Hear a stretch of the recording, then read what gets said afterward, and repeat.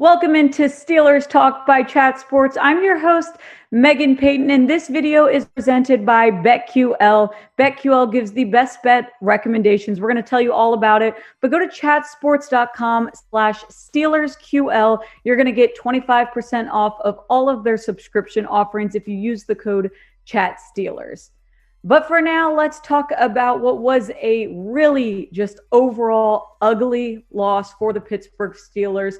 They fell short to the Bengals 24-10. And I wish there was some positive things to say. Obviously, there's going to be some areas that we can be encouraged by, but the defense played bad. The offense played bad. It was just not a good game. And this is not what we want to see. We're going to get into the injuries, and the injuries are such an issue right now for Pittsburgh, and it did not get easier in this week 3 matchup. I'm disappointed in this game, just especially with it being a divisional game. These games really matter. And it's just, I wasn't excited about the way they played. And we're going to talk all about this. And I do want to know first, though, what would you guys grade the Steelers' week 3 performance?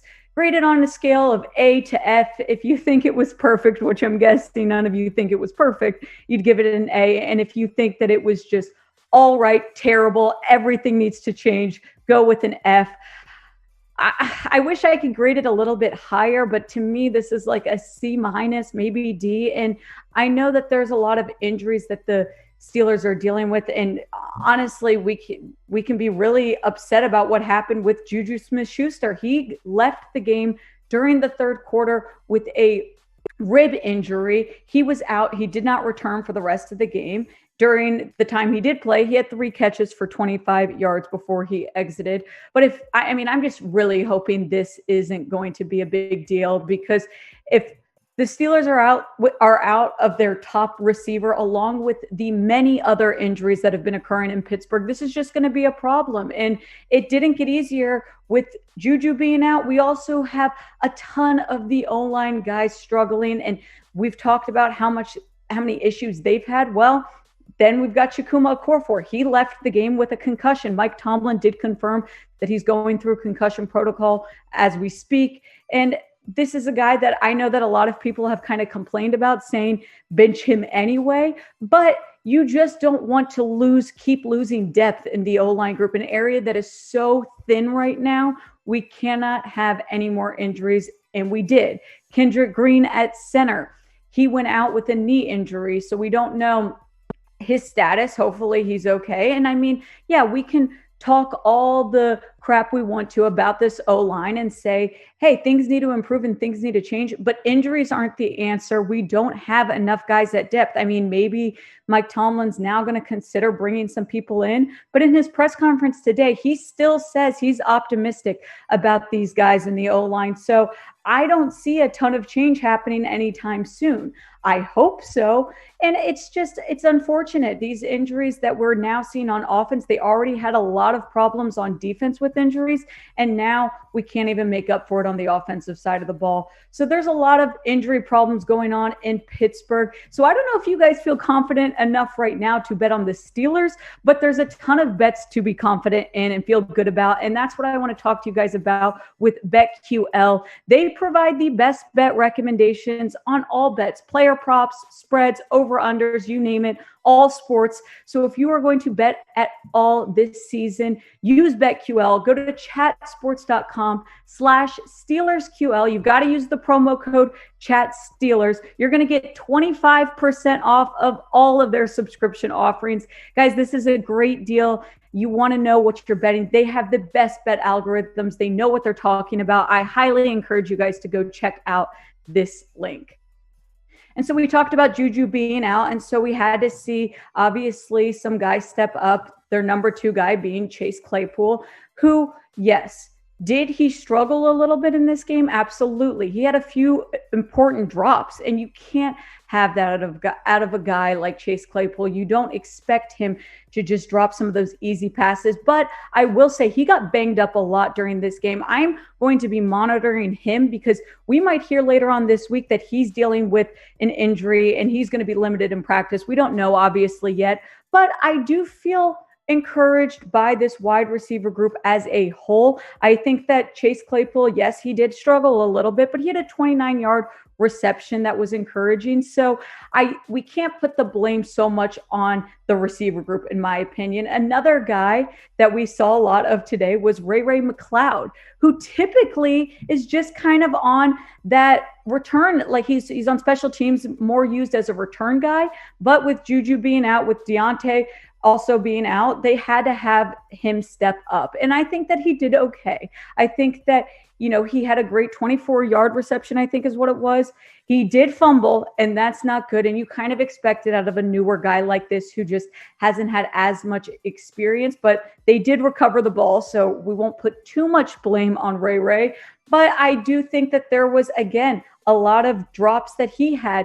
These are areas that you need to improve on, especially when the team is lacking in so many other areas right now. You've got to trust your wide receivers are going to make the good passes that Big Ben does have. So to me, these are the areas that we can be slightly encouraged by. There's not a lot of positive to talk about right now, but I do think a guy that we can talk a little bit encouraging about is Pat Friermuth. Pat Friermuth had his first NFL touchdown of the season, first NFL career touchdown, and I think the Steelers should be utilizing him way more. He's a great tight end, and I think that we saw his potential today. I think that he's going to be a guy, whether Juju and, some of these receiving guys are out, I think they're going to use Friermuth a lot more during the season. I hope they do. And though things weren't perfect by any means for rookie running back Najee Harris, I'm going to say it now, I am impressed by him. And yes, again, there were drops on his part and there were a lot of issues that he had, but overall, we can be encouraged by Najee Harris. These are the positives that we're looking at right now in this negative game. But he had 14 carries, 40 yards, 2.9 average, sure. And then on the receiving end, he had 14 carries and 102 yards. 14 receptions and 102 yards. So this is what I love about a guy like Najee Harris. He's big, he's strong, and he can be utilized in different ways. He can be a receiving weapon. He can be obviously a big pro for the running game. I like what we're seeing out of Najee Harris, and this is where kind of the positivity ends for me in this week 3 game. But go to the comments right now. Before we kind of talk about the negative stuff, I want you guys to give me your biggest standout of week 3. If you want, you can put in something negative, but just let me know what stood out the most to you in this week 3 game against the Bengals.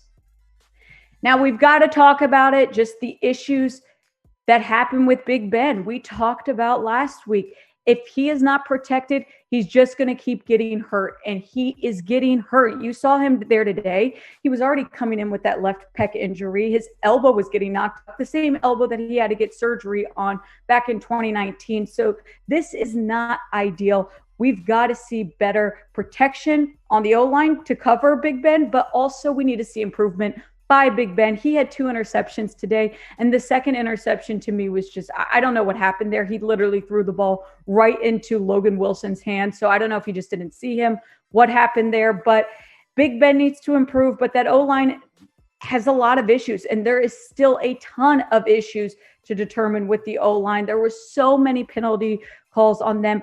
I actually think every single guy on the O-line got called out for a penalty, minus Joe Haig, who ended up coming in for Chukuma Okorafor when he got hurt. And I don't know if Hassanar had any, but the O-line looked terrible. It was just not what we wanted to see. Multiple holding calls, illegal formations, and they let Big Ben get sacked 4 times. We talked about how bad this is, and we talked about just the penalties and how you need to clean this up.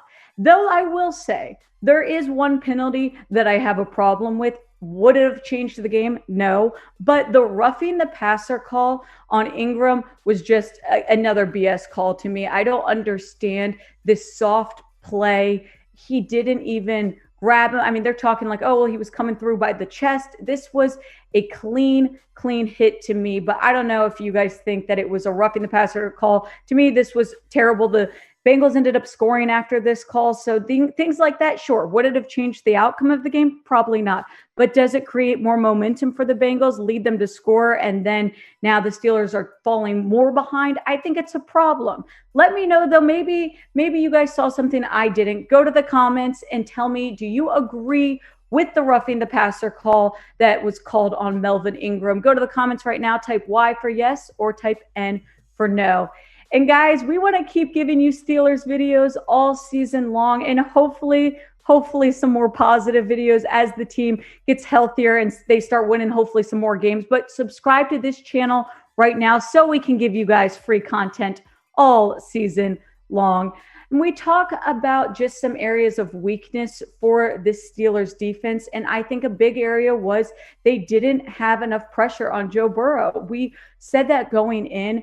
We needed to see him get sacked. We needed to see some quarterback hits. They didn't have any. There was no quarterback hits. There was no sacks. This was just not ideal. And the same thing goes for shutting down Jamar Chase, another key to victory that we talked about last week. And that didn't happen. Jamar Chase really played well. I mean, if you just take a peek at what he did during this one game, he had 4 receptions, 65 yards, and 2 touchdowns. That is not what you want to see from your Steelers defense. And obviously they're dealing with a lot of injuries. I do think that Terrell Edmonds, he had that great interception. I mean, I think these are encouraging points that we can touch on. Cam Hayward, I think that maybe he would get player of the week in the Steelers defense for me. I think he had put great pressure on Burrow. Well, not great pressure, but he put kind of the only guy that put some pressure on Burrow.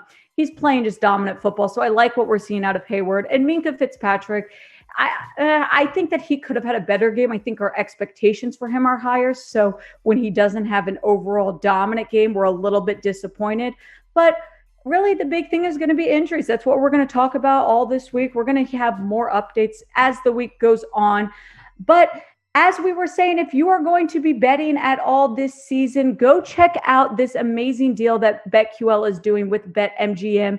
If you go to chatsports.com/SteelersMGM, you are going to get a free year of BetQl. All you've got to do is sign up, create an account, deposit $10 into your account, make a bet, and there you go. Within 24 hours, you are going to have a free year of BetQl. Go and check out this deal. So 24-10, not an ideal game for the Steelers, not an ideal loss, a divisional loss. It's hard to come off that. I'm hoping that the team can kind of rally. What are your biggest concerns going into week 4? I know it's early, but just after watching this game, what kind of stands out to you as the areas that you are most concerned about?